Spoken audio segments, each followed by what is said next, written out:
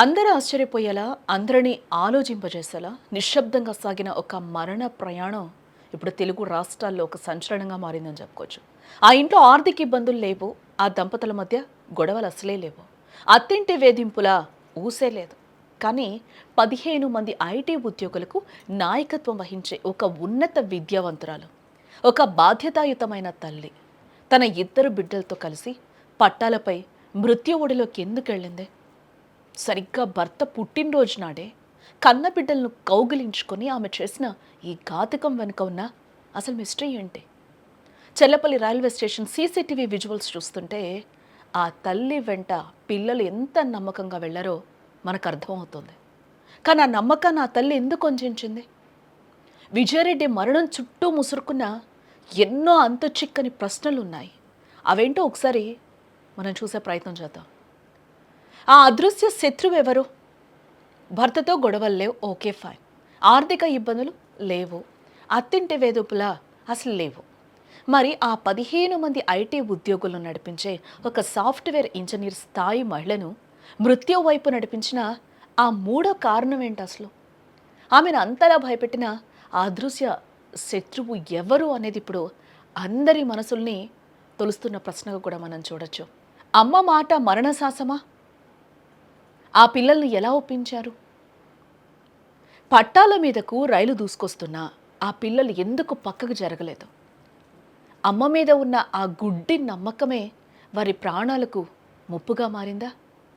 17-18 ఏళ్ల వయసున్న ఆ పిల్లలకు కనీస అనుమానం రాలేదా? చనిపోదామని ముందే చెప్పి తీసుకెళ్లారా? లేక మరేదైనా మాయ మాటలతో వారిని మృత్యువు దగ్గరకు చేర్చారా? విజయారెడ్డి అనేది అంతు చిక్కని ప్రశ్న. దానికి సమాధానాలు వెతికినా కూడా దొరకవేమో. మూడో ప్రశ్న మనం చూస్తే, కారు తాళాల మిస్టరీ అసలేంటి?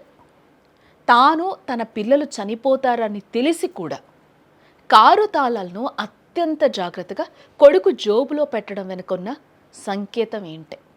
అది పోలీసులకు క్లూ ఇవ్వడానికా? లేక ఆఖరి నిమిషంలోనూ ఆమె ప్రదర్శించిన ఆ పక్కా ప్లానింగా? ఏంటి అసలు? ఇక్కడ ఎవ్వరికీ కూడా అర్థం కాని విషయం. ఎందుకంటే ఆల్రెడీ విజయారెడ్డి ముందే చనిపోవాలని ఫిక్స్ అయి ఉన్నా ఆ కార్ కీస్ ఏవైతే ఉన్నాయో ఆ కార్ కీసు కొడుకు జోబులో భద్రంగా ఎందుకు పెట్టింది? ఎందుకు పెట్టాల్సి వచ్చింది? ఇవే ప్రశ్నలు అందరికీ కూడా ఎదురవుతున్న ప్రశ్నలుగా కూడా మనం చూడాలి. ఇక నాలుగో ప్రశ్న చూస్తే, బతకడానికి ట్రై చేశాను అంటే అర్థం ఏంటి? అంటే ఆమె రాసిన నోట్లో చాలా ట్రై చేశాను బతకడానికి, కానీ అవ్వట్లేదు అని చెప్పడం జరిగింది ఆమె ఆ లెటర్లో. అంటే ఆమె ఎవరినైనా సహాయం కోరారా? ఆమెను బతకనివ్వకుండా అడ్డుకున్న ఆ అదృశ్య శక్తి ఏంటి? ఆమె చేసిన ఆఖరి ప్రయత్నం ఎవరితో అనేది కూడా ఇక్కడ మిస్టరీగానే మారింది. మళ్ళీ ఆ నోట్లో కూడా ఎవ్వరూ ప్రమేయం లేదు, మేమే చనిపోతున్నాం అనేది కూడా ఆమె క్లియర్గా అక్కడ మెన్షన్ కూడా చేశారు. నేను బతకలేకపోతున్నాను అంటే అర్థం ఏంటి? ఆమె బాధ ఎవరికి చెప్పుకోలేదా? చెప్పుకున్నా ఎవరు అర్థం చేసుకోలేరా? చెప్పినా ఎవరు అర్థం చేసుకోరా? నెక్స్ట్, భర్త పుట్టినరోజుని ఎందుకు ఎంచుకున్నారు? జనవరి 31వ తేదీన భర్త పుట్టినరోజు. ఆమె కూడా ఆ రోజే చనిపోయారు. 30వ తేదీ అర్ధరాత్రి తర్వాత ఘోరమైన నిర్ణయం వైపు విజయారెడ్డి అడుగులు వేశారు. ఎందుకు వేశారు? అసలు బర్త్డే రోజు ఎందుకింత కఠినమైన నిర్ణయం తీసుకున్నారు? ఈ ప్రశ్న కూడా అందరినీ వేధిస్తోంది. అంటే సామాన్యంగా ఆ రోజే ఆమె ఆత్మహత్య చేసుకోవాలని నిర్ణయించుకుంటే భర్తతో ఏమైనా గొడవలు ఉన్నాయా? కుటుంబంలో ఏమైనా కలహాలా? ఆయన ఏమైనా అర్థం చేసుకోలేదా? పోనీ ఆయన ఏమైనా ఇక్కడికి రాలేదా? బేసిక్గా విజయారెడ్డి వల్ల హస్బెండ్ కూడా దుబాయ్లో ఉంటారు కాబట్టి ఆయన ఏమైనా ఇక్కడికి రాలేదా? ఇలాంటివి జనరల్గా వచ్చే అనుమానాలు. బట్ ఇక్కడ అట్లాంటివి విజయ మొత్తం కుటుంబ కథా నేపథ్యం చూస్తే ఎక్కడ కూడా ఆమెకి ఎక్కడ కించింత బాధ కూడా కనిపిస్తలేదు. అంటే అఫీషియల్గా ఇప్పటి వరకు మనకి తెలిసిన సమాచారాన్ని బట్టి ఆమె లోపల ఎంత బాధపడుతున్నారో అనేది మనకెవరికి తెలియకపోవచ్చు. బట్ ఇప్పటి వరకు మనం కుటుంబ నేపథ్యం చూసినా కూడా ఎక్కడ కూడా అత్తగారి ఇంట్లో పోరలేదు, హస్బెండ్ సైడ్ నుంచి గొడవలు లేవు, పిల్లల సైడ్ నుంచి పిల్లలు బాగా చదువుకుంటున్నారు, పాప కూడా జేఈఈ ఎంట్రన్స్ రాసింది. అమ్మగారింట్లో సపోర్ట్ ఉంది, తల్లి సపోర్ట్ చేస్తూ ఉంది, అంతా బాగానే ఉంది. ఆర్థిక లావాదేవీలు అసలే లేవు. కానీ ఏంటి, ఎందుకు తీసుకున్నారు ఈ నిర్ణయం? డిజిటల్ డేటాలో ఏం దాగుంది? ఒక ఐటీ టీమ్ లీడర్గా టెక్నాలజీపై పూర్తి అవగాహన ఉన్న మహిళ తన ఫోన్ లేదా ల్యాప్టాప్లో ఎవరికీ తెలియని రహస్యాలు ఏవైనా నిక్షిప్తం చేశారా? చనిపోయే ముందు ఆమె చేసిన ఆఖరి కాల్స్ ఎవరికి? ఆమె సర్చ్ హిస్టరీలో తగిన నిజాలేంటి, ఏమై ఉంటాయి? ఇవి కూడా అందరినీ తొలుస్తున్న ప్రశ్నలు కూడా మనం చూడాలి.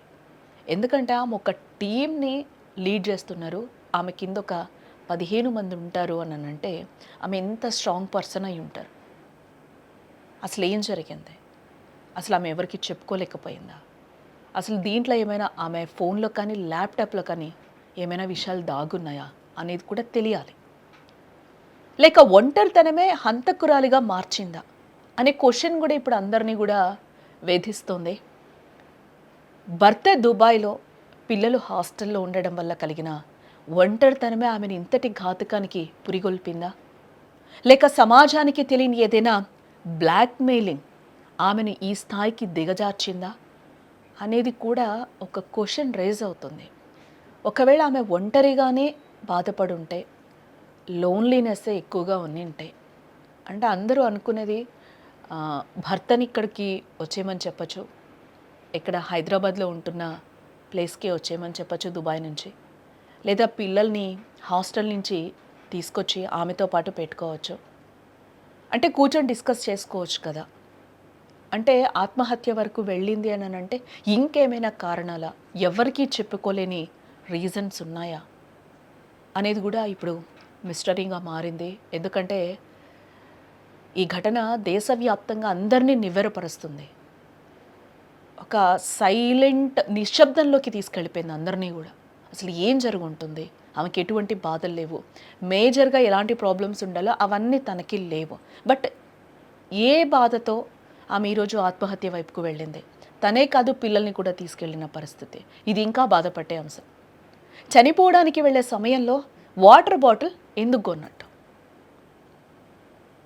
ఎస్, నిజంగా అంటే మనం ఆ ఫుటేజ్ చూస్తే ఒకసారి కూడా ఎంత ప్రశాంతంగా, ఎంత నిశ్శబ్దంగా ఉంటారంటే ఆ వీడియోలో మనం చూస్తే, ఆ వాటర్ బాటిల్ చేతిలో పట్టుకొని ఒక పక్క బాబు, ఓ పక్క అమ్మాయి, ఇద్దరిని ఎక్కడికో తీసుకెళ్తున్నట్టు, వాళ్ళ ముగ్గురు ఏదో ముచ్చట్లు చెప్పుకుంటున్నట్టు, ఏదో ముచ్చటించుకుంటున్నట్లు, మనం అక్కడికి వెళ్తాం ఇక్కడికి వెళ్తాం అని మాట్లాడుకుంటున్నట్టు ఆ బాటిల్ తీసుకొని వాళ్ళు చాలా ఇదిగా వెళ్తున్నట్లుగా మనకు కనిపిస్తూ ఉంటుంది. బట్ దీని వెనకాల ఎంత ఉంది అనేది కూడా ఆ పిల్లలు కూడా అర్థం చేసుకోలేదేమో. మృత్యువుకు కొద్ది నిమిషాల ముందు చర్లపల్లి రైల్వే స్టేషన్ సీసీటీవీ ఫుటేజ్లో ఆ దృశ్యం కనిపించింది. విజయారెడ్డి చేతిలో ఒక వాటర్ బాటిల్ ఉంది.